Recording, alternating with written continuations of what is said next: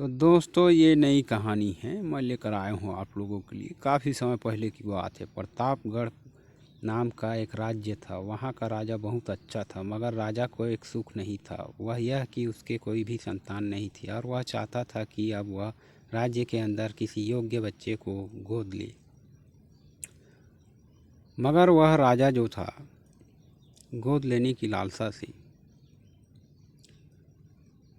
पूरे गांव के बच्चे को आमंत्रित किया ताकि वह उसका उत्तराधिकारी बन सके और आगे की बागडोर को सुचारू रूप से चला सके। और इसी को देखते हुए राजा ने राज्य में घोषणा करवा दी कि सभी बच्चे राजमहल में एकत्रित हो जाएं। ऐसा ही हुआ।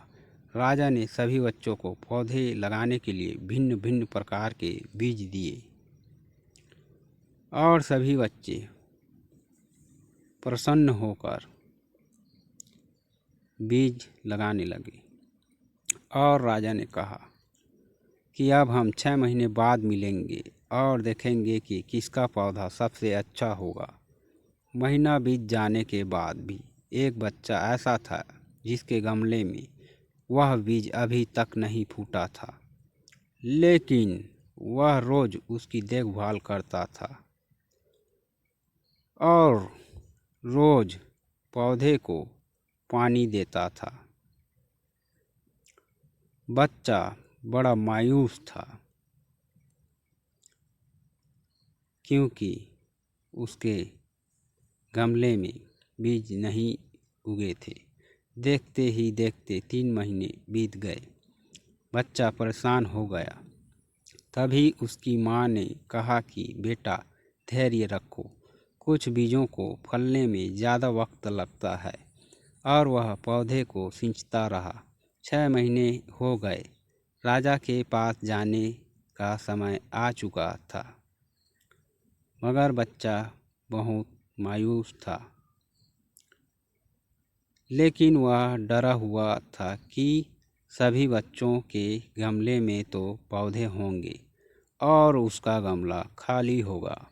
लेकिन वह बच्चा ईमानदार था और सारे बच्चे राजमहल में आ चुके थे।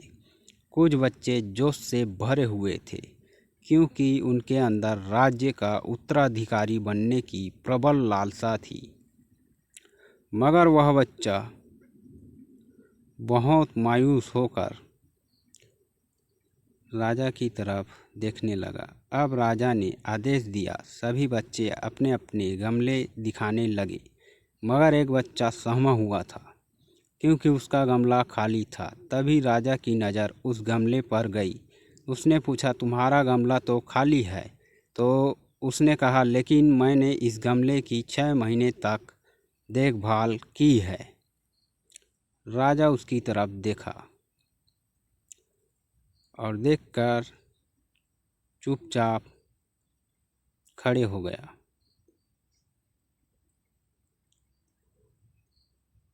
फिर राजा ने कहा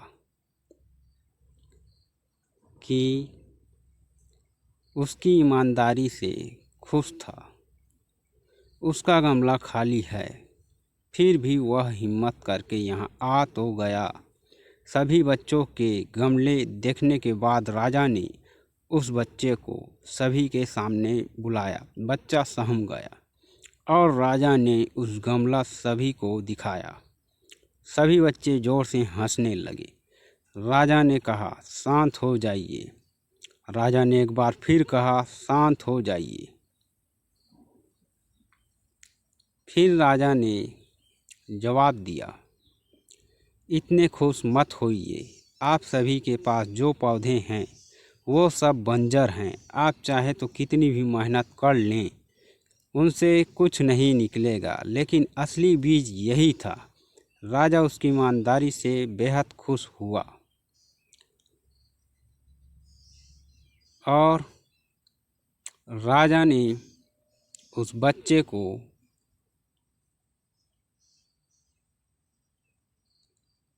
अपने राजमहल का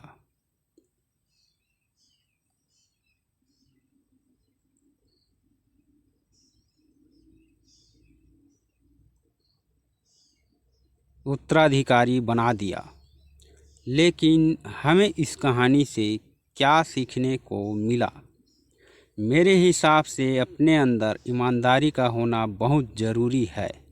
तो दोस्तों, ये कहानी कैसे लगी? लाइक करें, कमेंट करें और सब्सक्राइब करें और बेल आइकन को दबाना बिल्कुल ना भूलें। आपका अपना स्टोरी मैन।